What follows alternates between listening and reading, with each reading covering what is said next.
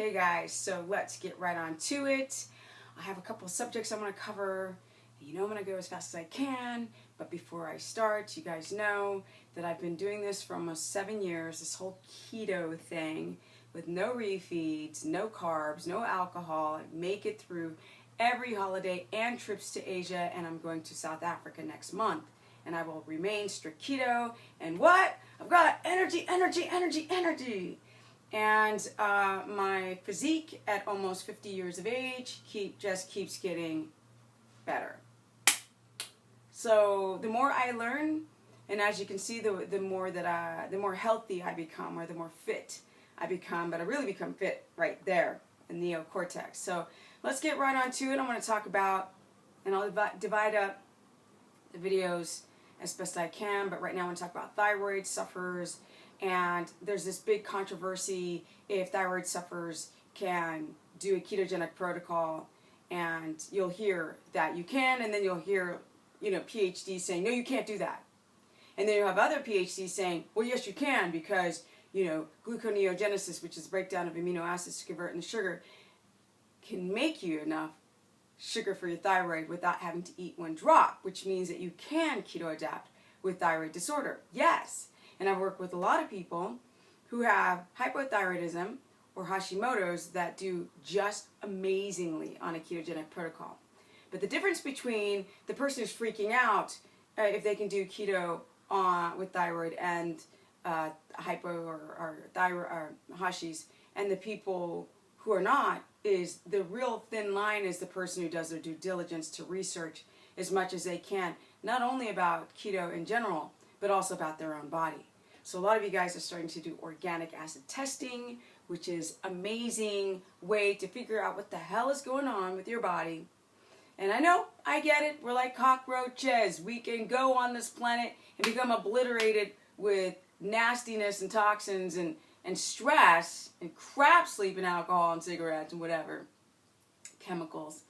But the quality of life is garbage. So after coaching over 1,000 people, I'm so able to, I feel like I'm the scientist in the field where I'm listening to you guys. I listen like crazy and I research everything that I hear. And this is the reason why I want to talk about thyroid again, is because the more and more I do this, the more and more it becomes normal for people to have some kind of compromised thyroid. So if you're having Hashimoto's, where that's like next level of awfulness, of the body's immune system is so compromised because you have probably leaky gut, estrogen dominance, and stress and poor sleep, that your immune system is functioning. So people who have full-on Hashimoto's, it's like their thyroid's being attacked, and it has like literally zero chance to be able to produce the hormones. So these people chronically and typically go on medication, the T4 to T3 conversion, the T3 essentially, or the TSH, the thyroid stimulating hormone, is also compromised. And people don't understand that their iodine is also low, and then they run out to iodine supplements, which can be quite toxic, actually. So I digress. People who've got hypothyroidism are right there, right below, right before. So hypothyroid symptoms can actually dissipate, go down. You still are potentially producing the hormones. They're just out of their ranges or levels. So for those who have high TSH or low TSH or hypo or hyperthyroid symptoms, you really need a full thyroid panel to test T4, T3, and your TSH to start with. But not only testing those things for those who do their education, you also have to check your gut lining, because that's another reason. And you also have to check for gallbladder insufficiencies and estrogen dominance, because they all connected. And you cannot run to the doctor and just do some standard thyroid tests, even the full thyroid panel, and go, oh, I've got it figured out. Because you can't just go on medication, guys. You got you're hemorrhaging here.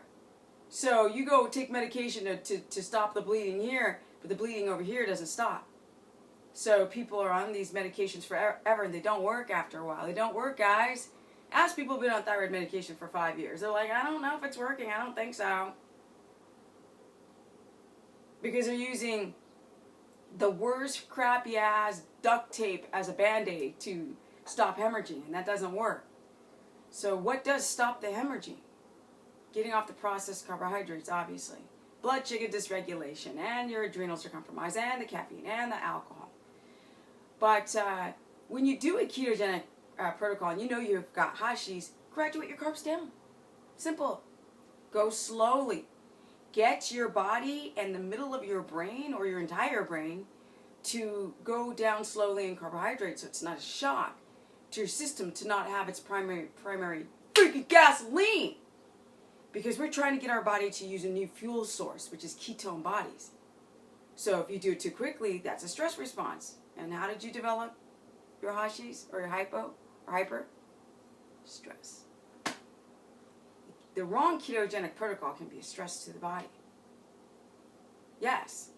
So me doing this for just about 7 years, this is the evolution of Stephanie. Because every single year I notice changes in my body for the better. Soon to be 50? Bring it! Bring it!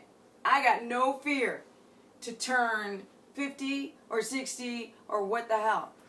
Because I'm finally discovering the tools to unlock the complete confusion on aging. But I take my time.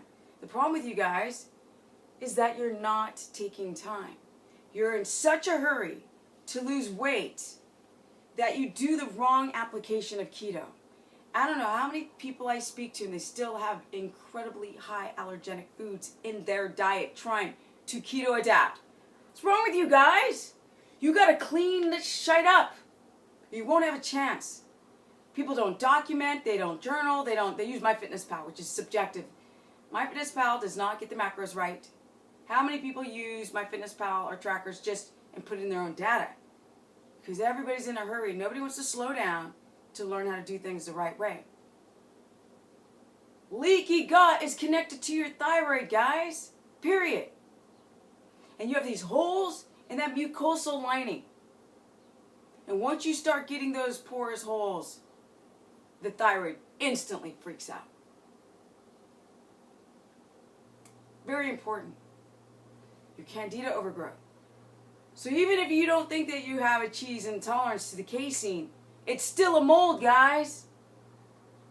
And it's still destroying the balance of the gut flora.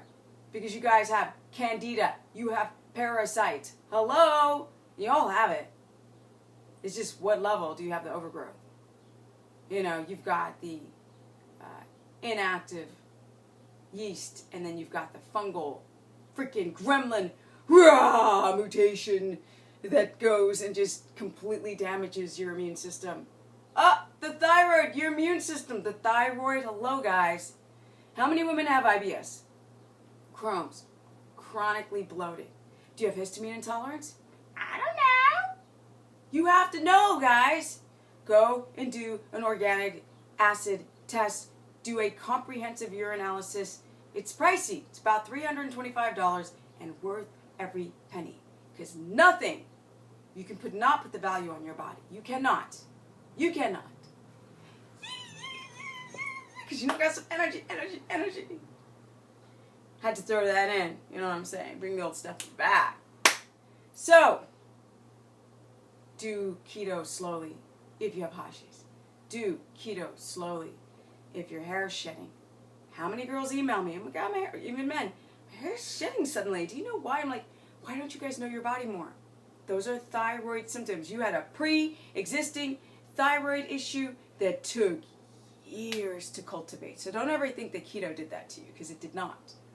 Years of damaging your body came to a blow. Shite hit the fan. And that's when you start noticing the symptoms. They were there a long time ago. So keto does not. Once you are highly keto, the only people who keto adapt are the ones who do it properly. So if you're highly keto adapted, it helps the thyroid. It doesn't hurt the thyroid. Because you are not on that blood sugar roller coaster anymore which is freaking out the freaking thyroid and making you estrogen dominant with that blood sugar dysregulation, screwing up your gallbladder. Of course, estrogen screws up a lot of stuff. But your detoxification pathways can't work well. The gallbladder's not working well. The liver and kidneys aren't working well. And what? Because you have gut dysbiosis, because you ate crap. Crap. Yeah? You take proton pumps. You take Tums. You don't eat enough protein, which can lower your stomach acids, because low stomach acid, same freaking loop of madness. Rah! Low stomach acid. It's like pathogens grow out of control, and nothing can buffer it. And then this affects the thyroid, because now your gut lining is all screwed up, because you're starting to develop holes in the mucosal lining, the secretory IgA. All of you are going through these things. All of us. You don't believe me? Walk outside and look on this public street. Look at people. They're not healthy, guys. I can go into the gym with my almost 50-year-old ass and look at these young kids, and they are a hot freaking mess. I mean, hot mess. And so what do people want? The quick fix. You can do a ketogenic protocol and actually heal the thyroid, but you must do your due diligence. And you must educate yourself. And you must understand how to heal the gut as you're trying and heal from this estrogen dominance. And understand your gallbladder as you lower your carbs and up your fat. But then you have to put yourself in a parasympathetic state, women, in the latter half of your day. Yes. You have to get your stress down. You have to sleep properly. You have to get your macros on point. And I know you guys are tired of this word, fleet correct. Yes. It's not just about macros, guys. What do people do? They do 70% of fat, and then they're at 1,500 calories a day, which you know that's putting their fat grams around 85 grams a day. That's not keto, guys. That's just starvation, and there's a difference. If you don't eat enough fat, you're starving the brain, and this affects the thyroid. As soon as your body thinks it's, what, coffee, what? Thyroid, adrenal, it's all connected. Your hypothalamus, pituitary axis, your adrenals, your thyroid, your gut. I've been saying it for a couple of years, but I didn't understand the chunky middle information that I am starting to understand now, because I'm witnessing literally everybody with the same damn issues in different variances, temperatures, textures. It's all the same. Bloated, constipation, loose stool, hair shedding, tired, wired, crash, middle of the day, poor skin quality, dysbiosis, can't get rid of the stubborn back fat, right? This chick is almost 50. Busted knee, 10 surgeries, no cardio. I have to protect my lower extremities because I have so much inflammation. Hip, grind it down, needs to be replaced. Knee needs to be replaced. Even my good knee is my bad knee. But yet, I still maintain a low body fat, and I am not dry. This is not a dry chick, so there is no dieting here. And because my reproductive hormones are made out of cholesterol, my menstrual cycle is on every 28 days, 5 to 6 days duration, and I shed my shite. Hormonally balanced. No signs of estrogen dominance. Although I'm still probably a little estrogen dominant. But I have worked 7 years to balance my reproductive hormones, which is the center of life. Women and men. You must do keto correct. You must learn. Get off of these message boards and crap where they're telling you can eat allergenic foods. Because it's not working, guys. And ketogenesis is not on the scale. Stop looking at the scale and get a darn glucometer. And even the glucometer can be subjective. Journal! Journal! It's not about weight loss on the scale, guys. Get an organic acid test and know that you can fix your thyroid with keto. But it has to be done the right way, and you have to give yourself like a year. Okay, guys, want to learn more? You know what to do. Go download my Periscope, because I'm going to talk to you guys live. My Periscope name is Steph the Business. You can book consultations at stephanieperson.com. And you can go to my Facebook and Let's Talk About the Human Body at Stephanie the Business.